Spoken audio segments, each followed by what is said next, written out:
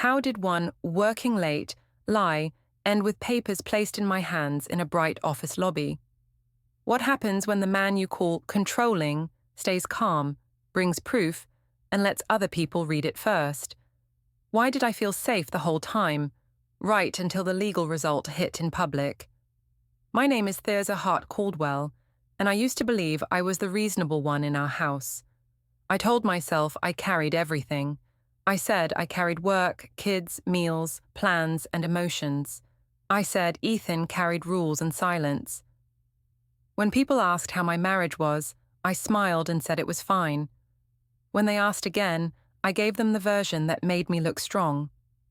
That week started like most weeks. The kitchen felt small, even though it was not. The light above the sink was too bright. Mia sat with her cereal, and Owen pushed his spoon like it was a toy car. Ethan stood by the counter with his coffee, holding the mug with both hands. He looked tired in a clean way, like he had already decided not to complain. He asked if we could talk after the kids went to school. I said there was nothing to talk about. He asked why I seemed far away. I said he was imagining things. He said he missed me. I said he missed a version of me that did not exist anymore. I heard myself talk like that, and I still felt right. I told myself a woman did not owe anyone softness. Ethan asked what time I would be home. I said it depended on client needs. He asked if I could be home for bedtime. I said I would try. He looked at Mia and said she had a school song practice tomorrow. I said I already knew. He paused like he wanted to say more. Then he did not. That pause annoyed me more than words. At work, the office felt like a stage. The open-plan floor had bright screens and steady noise. People smiled, but their eyes watched. I liked that. I liked being seen. I liked being the one who moved fast and solved problems. I was a client success lead. That sounded important, and I let it sound even bigger when I spoke about it. Noah Mercer sat 2 desks away, and he always noticed me. He asked how my morning was. I said it was busy. He asked if Ethan was still strict about my hours. I said Ethan was strict about everything. I said it like a joke, but I also meant it. Noah smiled like he understood. He said I worked too hard. I said that was what winners did. I told myself respect followed results, and I had results. A little later, my phone buzzed, and I saw a group chat with Cassidy and my sister, Kendra. Cassidy had sent a meme about boring husbands. I laughed too loudly at my desk. A coworker glanced over. I did not care. I wanted people to know I had a life outside this place and that I was not trapped. At lunch, Noah asked if I ever took breaks. I said I did not have the kind of marriage where breaks were allowed. He asked what I meant. I said Ethan liked to check in too much. I said he acted like my manager at home. Noah said that sounded exhausting. I nodded, like I was the one suffering. I did not say that Ethan never raised his voice. I did not say he never called me names. I did not say he always paid bills on time and never missed school pickup when he promised. Those details did not help my story, so I left them out. I told myself leaving things out was not lying. I told myself it was protecting my peace. That evening, I stayed late. I made sure people saw me. I typed slowly when others walked past.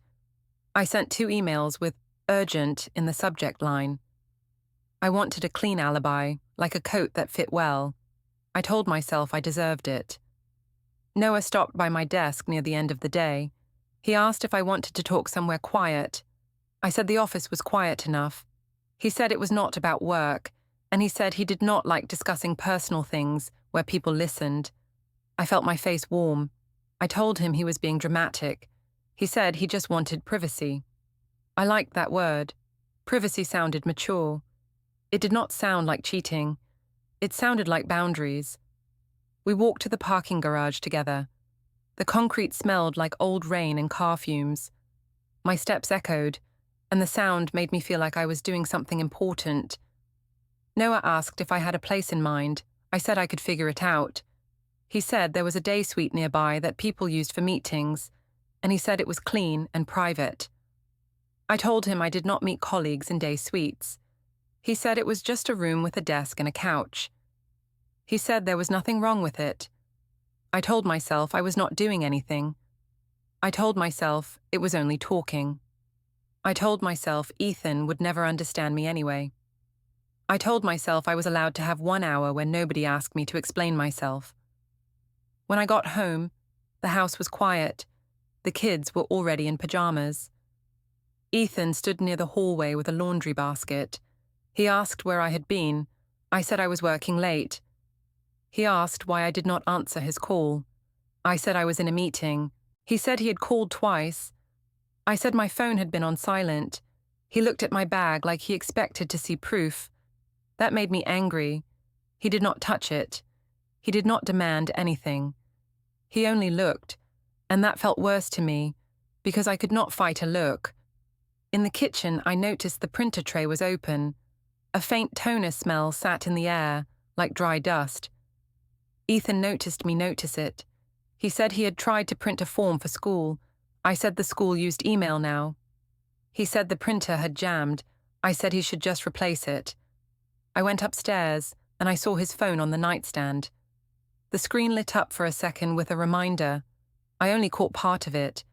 It said, meeting, personal 9:10 p.m. He picked it up fast and turned it face down. I asked what that was. He said it was nothing. I asked why he needed a personal meeting. He said he was organizing his calendar. I told him that sounded weird. He said I had my own calendar too. Before we dive deeper into this story, I have one small request. Please subscribe, drop a like, comment, and hit that hype button to boost this channel so more people can discover these incredible stories. I felt a sharp worry for a moment, and I hated that feeling. I did not want him to have private things. I wanted him predictable. I wanted him to stay in the role I had given him, the role of the needy husband who waited. In bed, Ethan asked if I still wanted us. I said he was pushing. He asked what he could do better. I said he could stop being so intense. He said he was trying to understand. I said understanding was not enough. He turned away. I told myself he was doing that to punish me. I told myself he wanted me to feel guilty. I told myself guilt was a tool he used. The next morning, Mia asked if I would be home for dinner. I said yes. Ethan looked at me like he wanted to believe me and could not. He did not argue. He only nodded once, slow, like a person checking a box. When I left for work, my phone buzzed in my coat pocket. I did not take it out in front of Ethan. I waited until I was in the car. The preview showed Noah's name and a short line about a day suite and a time. My heart beat hard, not from fear, but from the idea that something could belong to me alone. I locked the screen, started the engine, and drove away, while Ethan watched from the doorway without moving. I told myself the message was just logistics. I said it was like booking a small meeting room. I said adults could talk in private without it meaning anything. Still, I felt the tight excitement in my chest on the drive to work, like I had a secret pocket no one could reach. At the office, I acted normal. I answered calls. I wrote updates. I smiled at the right people. Noah walked past my desk and did not stop. That made me want him to stop more. When he finally came back, he asked if I was still on for tonight. I said yes, but I said we had to be careful. He said he was always careful. He said I looked tired. I said I lived with a man who asked questions like a job interview. Near the end of the day, I left my laptop open and made sure my screen showed a calendar block. I wanted my late work to look real. I sent a message to Ethan that I would be late because a client issue came up. He replied fast and asked how late. I said I did not know. He asked if I could call before I drove home. I said yes. I drove to the day suite in a different direction than home. The street felt quiet. The building looked like any other office building, with clean glass and a plain lobby. I told myself nobody cared where I went. I told myself people did this all the time. Noah met me near the elevator. He asked if I was okay. I said I was fine and just busy. He asked if Ethan would worry. I said Ethan worried about everything and used worry as control. Noah said he did not want trouble. I said I did not want trouble either. I said I only wanted to breathe. The room was simple. It had a small desk, a couch, and a lamp.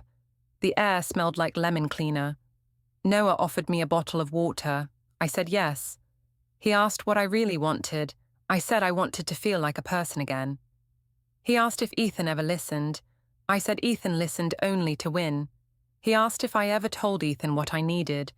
I said I had told him many times, and he acted confused on purpose. Noah sat closer than a normal coworker would. He asked if I felt lonely. I said I felt invisible at home. He said I deserved attention. I said I deserved respect. He said respect was hard when a husband acted like a parent. I said exactly. I liked how easily he agreed with me. It felt like proof. At one point, he asked if this was wrong. I said, wrong was leaving a woman to beg for basic care. I said, wrong was making me feel guilty for wanting a life. I said I was not a bad person. I said I was reacting to a bad situation. I told myself that if I said it enough, it became truth. When I left, my face felt warm. My hands shook a little on the steering wheel. I looked in the mirror and told myself I looked normal. I called Ethan from the car like I promised. He asked where I was. I said I had just left the office. He asked why the road noise sounded different. I said I was taking a detour to avoid traffic. He was quiet for a second. Then he said he hoped I got home safe. I heard how careful his voice was, and it made me angry because it made me feel like the guilty one. At home, Ethan was in the living room with the kids. Mia sat with a book. Owen had blocks on the rug. Ethan asked if I ate. I said I grabbed something at work. He asked if the client issue was solved. I said it was mostly solved. He asked if I could sit for a minute. I said I needed a shower first. In the bathroom, I stared at my phone. Noah had sent a short message that said he hoped I was okay. I wanted to answer right away. I waited 2 minutes so I could tell myself I had control. Then I wrote back that I was fine. I told myself it was polite, not emotional.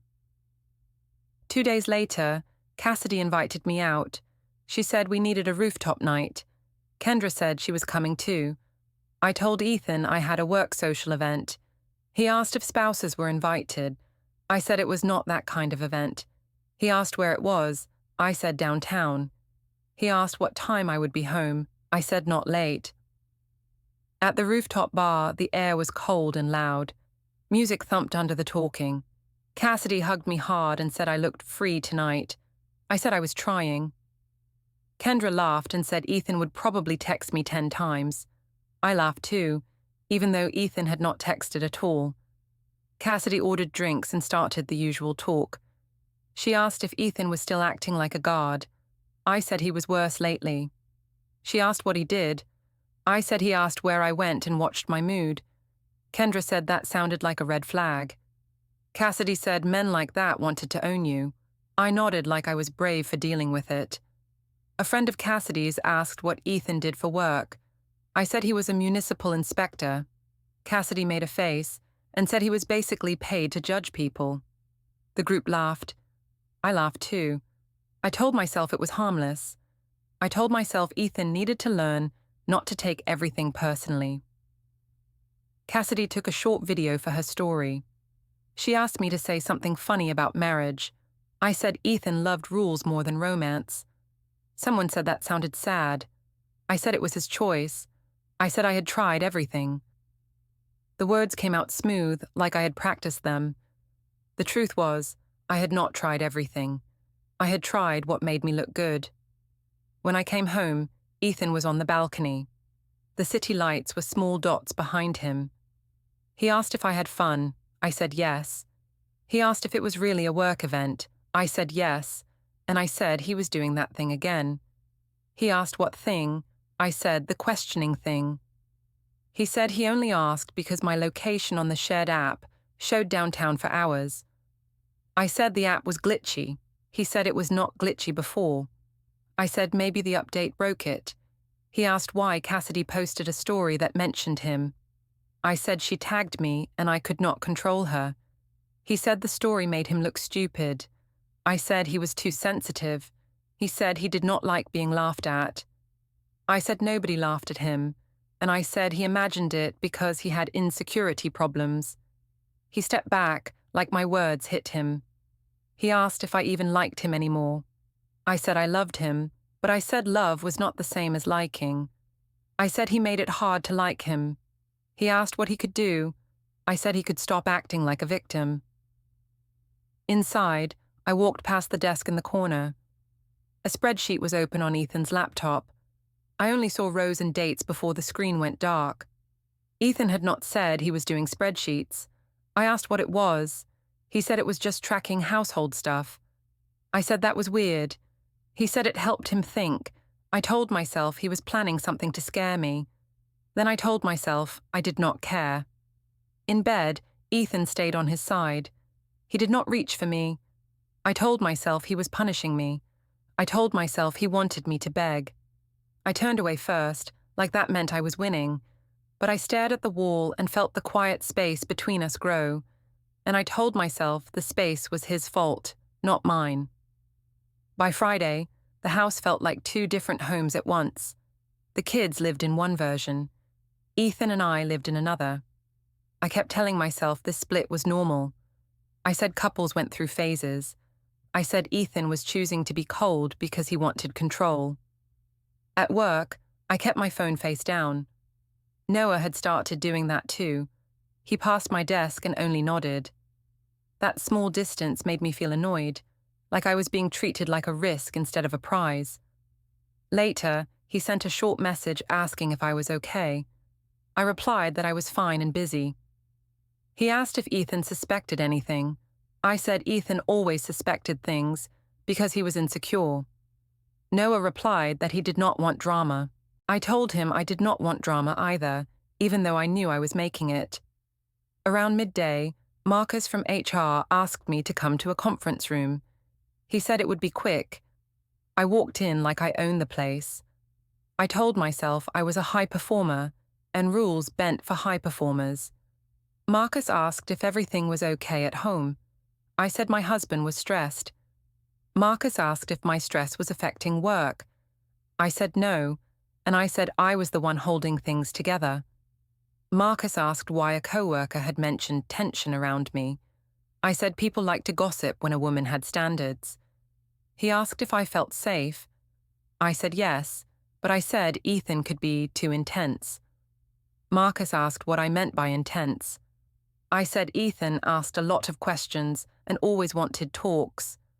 Marcus said questions were not the same as threats.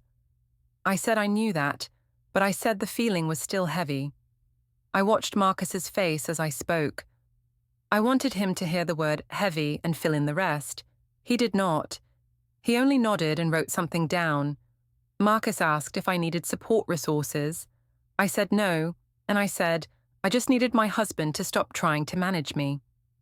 Marcus said the company wanted a stable workplace. I said I was stable. I said Ethan was the unstable one.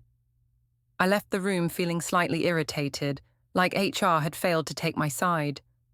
Back at my desk, I noticed Noah was quieter too. He asked if HR talked to me. I said yes, and it was nothing. He asked if anyone knew about us. I said nobody knew because we were careful. He said we should slow down on messages. I said he was overreacting. He said he had a career too. I told him my marriage was the real problem, not his nerves. That night, I tried to act normal at home. I said I would help with dinner. Ethan said he already started it. I said he did not need to act like a hero. He asked why I called it hero behavior. I said because he liked being the good one. He said he did not care about being the good one. That line should have scared me. It did not. I told myself it was just a mood. After dinner, Mia practiced her song in the living room. Owen kept dropping toy cars down the stairs and laughing. Ethan sat on the floor and helped Owen pick them up. I stood by the doorway and watched, like a judge. Ethan asked if we could talk later. I said the kids were right there. He said we could talk after bedtime. I said fine, but I said I was tired. He said he was tired too. His voice was calm. That calm made me feel like he was hiding something. When the kids were asleep, Ethan asked if I could be honest. I said honest about what? He asked if there was someone else. I laughed and said he watched too many shows. He said he was not joking. I said he was making things up to punish me for having a job and friends. He said he only wanted truth. I said truth was that he pushed me away with his attitude.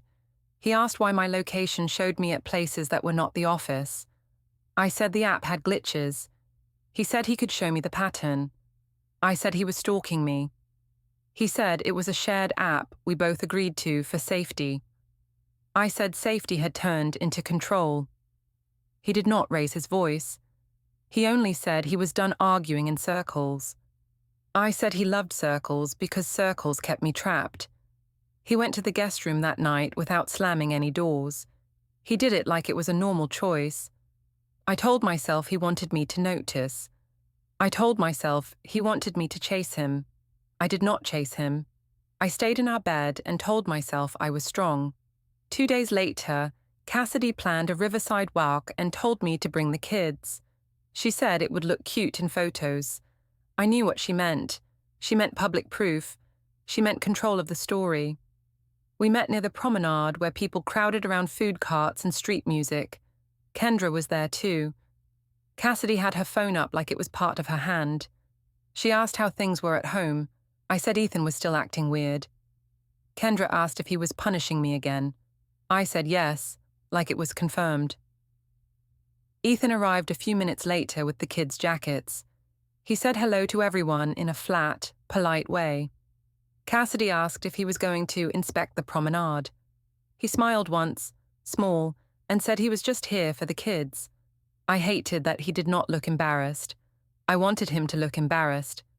Cassidy started filming. She asked Ethan, in a joking voice, if he allowed me to go out tonight. Ethan said he did not allow or not allow anything. Cassidy laughed louder and looked at me for support. I gave her the support. I rolled my eyes. I shrugged like I carried a burden. A stranger nearby glanced over. Another person slowed down. Cassidy liked the attention. She asked Ethan why he was so serious. Ethan said he was not serious, just focused. Cassidy said I must feel lonely with a man like that. I said in a tired tone that marriage could feel lonely sometimes. I made sure it sounded sad. I made sure it sounded like I tried. Ethan asked if we could stop filming. Cassidy said it was public and harmless. Ethan said he did not want the kids in videos. Cassidy said she would blur them later. Ethan said he preferred no video. Cassidy said he was controlling. I did not defend him. I let the word sit there like a label. Mia tugged my sleeve and asked if we could get ice cream. I said yes, and I said Daddy could pay. Ethan paid without comment. That also annoyed me. I wanted him to refuse so I could call him petty. He did not. On the walk back to the cars, Ethan stayed a step behind. His phone made a soft beep, like a recording app starting or stopping. I looked at him. He did not look back. He put his phone away like nothing happened. That night at home, I heard a short hum from the office corner, like a shredder running for a few seconds. I stood still and listened. Then it stopped. I told myself he was being dramatic. I told myself he was trying to scare me, but when I checked the desk later, everything looked neat, too neat. In the kitchen, I noticed our mugs were on opposite sides of the counter, like someone had placed a line between them. Ethan walked in, filled his mug, and left. He did not ask where I had been. He did not ask who I talked to. He did not fight.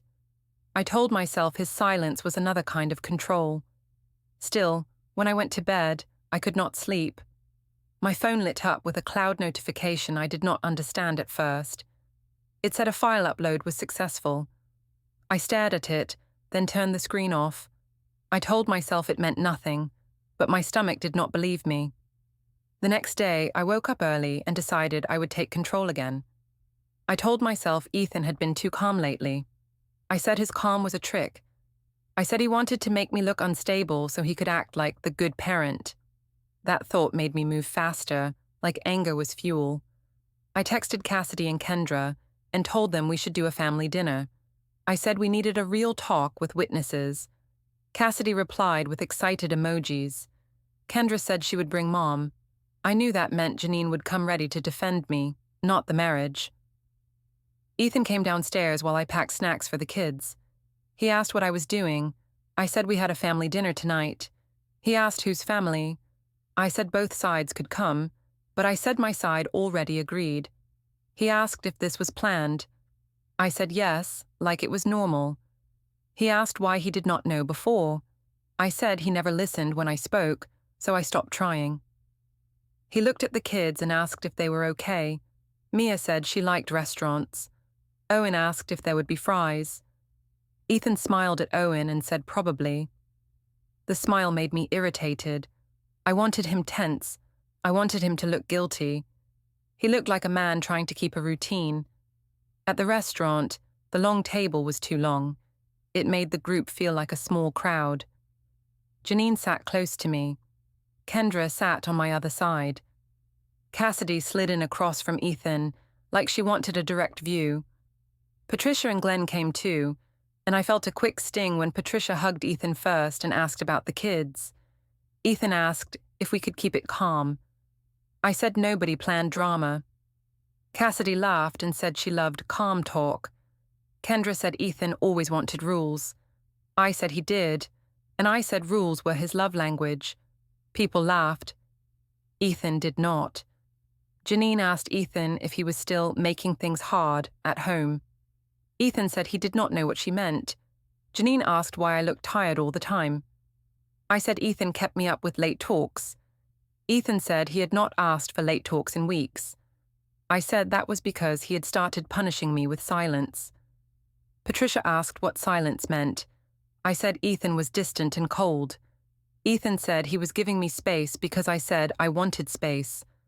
I felt my cheeks heat up. I did not like how his answers sounded simple. I told myself simple answers were a mask. I told myself he practiced them. Cassidy leaned forward and asked Ethan if he was still tracking me. Ethan asked what she meant. Cassidy said location apps and checking my phone. Ethan said we both had the same shared app, and he did not check my phone. I said he did check my phone with his eyes and his mood. I said it felt the same. Glenn looked down at his plate. Patricia's mouth tightened, but she stayed quiet. Mia asked if we could order dessert first. I told her we would wait. Ethan asked the server for apple juice for Mia without looking at me. That small act made me feel like I was not needed. I told myself he was doing it on purpose to make me feel replaceable. Janine said, a woman should not have to beg for affection. I said I had begged and it did not work. Ethan asked what begging meant. I said begging meant asking for normal attention and romance.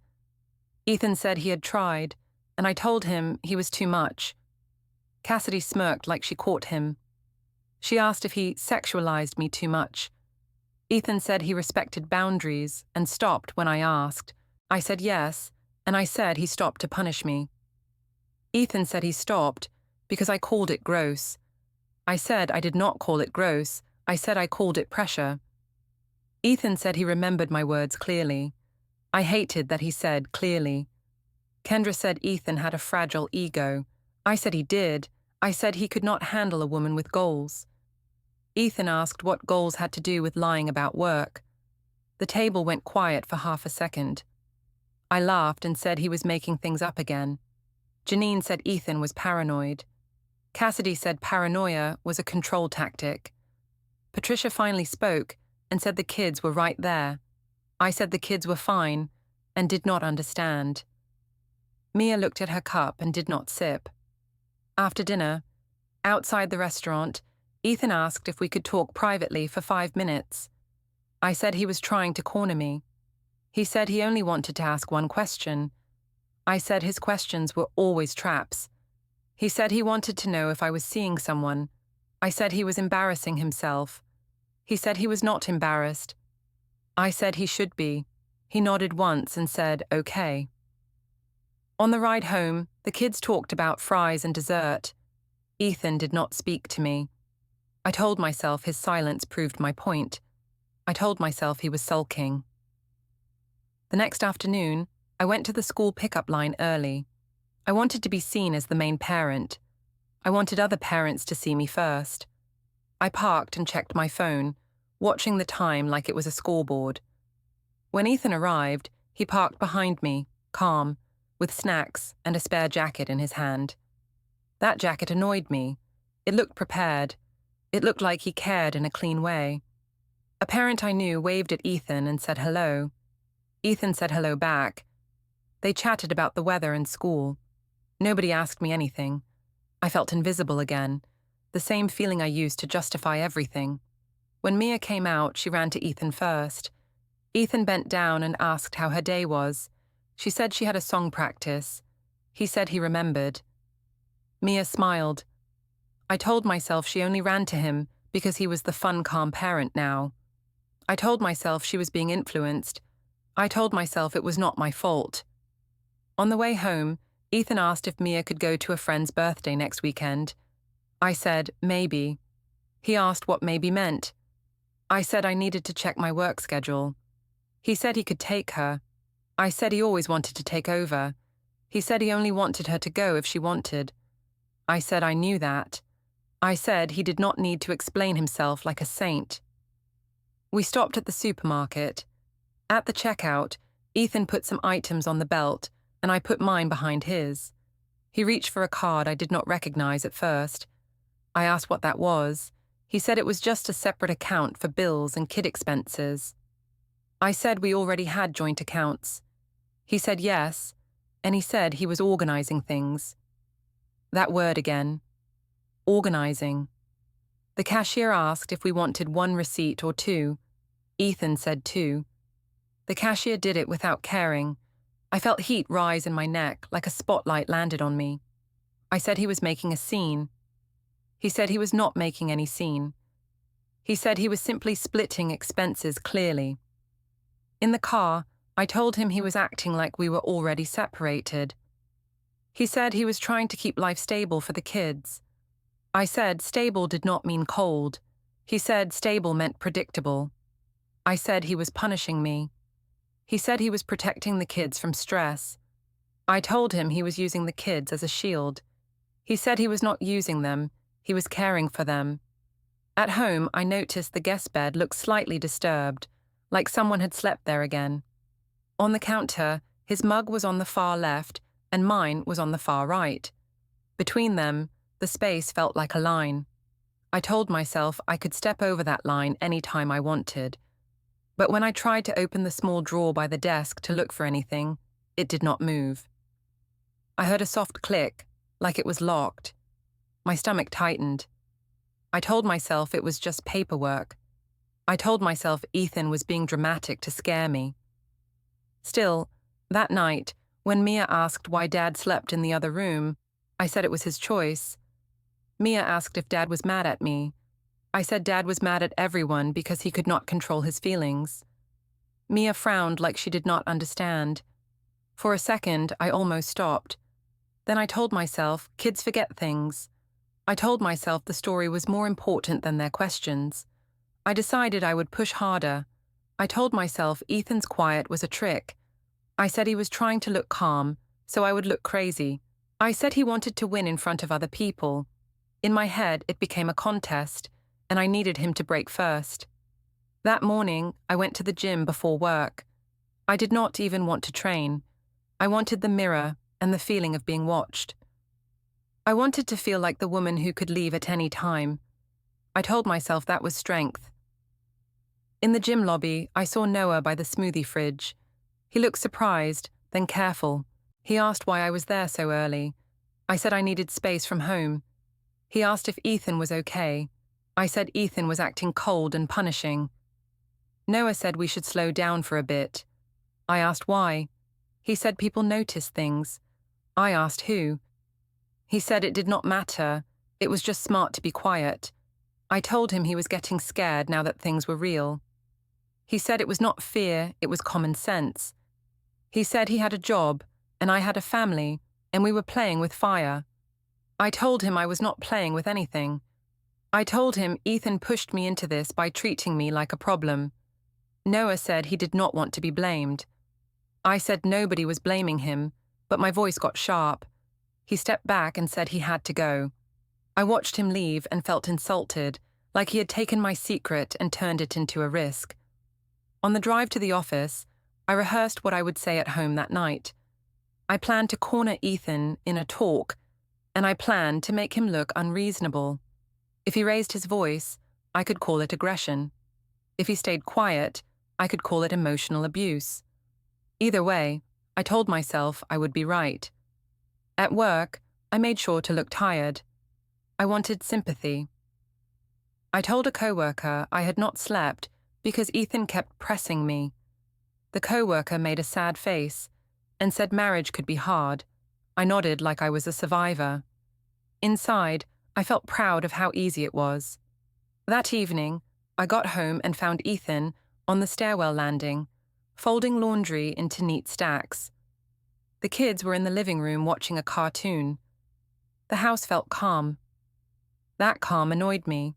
I wanted chaos so I could point at it. Ethan asked how my day was. I said busy. He asked if I could help with bedtime. I said I had emails to answer. He said okay and did not argue. I followed him into the kitchen anyway, like I was hunting for a fight. I told him he had been distant. He said I asked for space and he gave it. I said space did not mean cold. He said he was not cold, he was focused. I asked what he was focused on. He said routines. I asked why he suddenly cared about routines like a robot. He said the kids needed predictable days. I said he was using the kids to make me look bad. He said he was not trying to make anyone look bad. I said he was pretending to be calm so people would think I was the unstable one. He asked why I kept talking about people. I said because I had friends and family and they saw things. He said he did not care what crowds thought. He said he cared what was true. That word, true, hit me like a small slap. I told him truth was not the same as feelings. He said he agreed, and he said feelings could change, but facts did not. I asked if he was threatening me. He said no. He said he was tired of guessing. I moved closer and told him he was acting like a stranger. He said I had been acting like a stranger for months. I laughed and said he was dramatic. He said he was not dramatic, he was observant. I said that sounded like stalking again. He said he used the same shared app we both set up, and he only checked it when the kids were with me, and I did not answer. I said I did not answer because I did not want to. He nodded and said that was honest at least. Then he walked past me to the sink and washed Owen's cup. No speeches, no anger, just washing a cup. Later, after the kids were asleep, I tried again. I asked why he slept in the guest room. He said he needed rest. I said he was punishing me. He said he was protecting his own head. I said he was being selfish.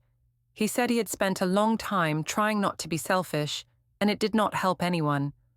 I asked if he was going to tell people lies about me. He said he was not interested in stories. He said he was interested in resolving things. I asked what resolving meant.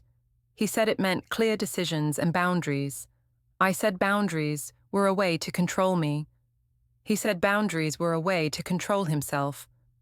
I did not like that answer because it left me nothing to grab. In the middle of our talk, his phone alarm went off. It was a plain sound, short and sharp. I saw the label for a second before he tapped it. It said, "Paper drop 7:40 a.m." I asked what that meant. He said it was a reminder. I asked a reminder for what? He said for errands. I asked what errands needed paper drop. He said paperwork. I laughed and said he was being secretive now. He said I was the last person who should complain about secrecy. I felt my face heat. I told him he was twisting things. He said he was not twisting anything. He said he was finally looking at what was in front of him. The next day, I stayed late again. I did not even need to. I wanted my excuse ready. I walked through the office parking garage slowly, watching reflections in car windows, like I was checking if anyone followed. I told myself I was careful. I told myself that made it less wrong. Ethan called once around 8. I did not pick up. I waited 5 minutes and texted that I was still working on a client issue. He replied with one word, "Okay." That made my stomach drop more than any accusation would have. When I got home, the house was dark, except for a small lamp in the hallway. The kids were asleep. Ethan sat at the kitchen table with his mug. There was a different key on his keyring, one I did not recognize. He did not hide it. He did not explain it. He asked if I was done with work for the night. I said yes. He asked if I wanted to sit. I said I was too tired. He nodded like he expected that answer. Then his phone buzzed. The screen showed an unknown number. He did not rush to answer. He let it ring once, twice, then silenced it. I asked who it was. He said he did not know. I said that was convenient. He said not everything was about me. That line made me blink. I tried one last time to pull a reaction out of him. I said he was acting like he wanted to leave. He looked at me for a long moment, calm and flat. He asked if I wanted him to fight for me. I said I wanted him to care. He said caring did not mean chasing lies. I asked what he was going to do then. He set his mug down gently. He said he was done with late-night debates and circular talks. He said he would handle it properly. The next morning, I went to work like nothing was happening. I wore a clean blouse and a calm face. I told myself Ethan's properly line was just another threat with no bite. I said he liked to sound serious because it made him feel tall. I still thought I could talk my way out of anything. Around late morning, Marcus from HR asked me to come downstairs. He said we should meet in the office tower lobby first. I asked why we could not just talk upstairs. He said it was easier near security. I rolled my eyes and followed him anyway. The lobby was bright and cold. People walked through with coffees and badges. I saw Ethan near a bench by the glass doors. He was not pacing. He was not angry. He stood straight, like he was waiting for a bus. That calm made me feel small, so I decided to act bigger. I asked why he was there. He said he needed to handle something in a clean way. I said he was being dramatic in public. He said it was not drama, it was procedure. I laughed and asked if he brought a therapist. He said no and looked past me toward the entrance. A woman in a neat jacket walked in and looked at a clipboard. She asked my name. I said yes, and I asked who she was. She said she had documents for me. I stepped back and said I was not taking anything. She said she could leave them at my feet if I refused. Marcus stood a few steps away and watched, like he had to witness it. My throat went tight. I took the papers, because I did not want them dropped on the floor like trash. I told myself I was being classy. Ethan did not smirk. He did not speak loudly. He only said he wanted the kids to have peace. I flipped through the first pages and saw words that made my stomach turn.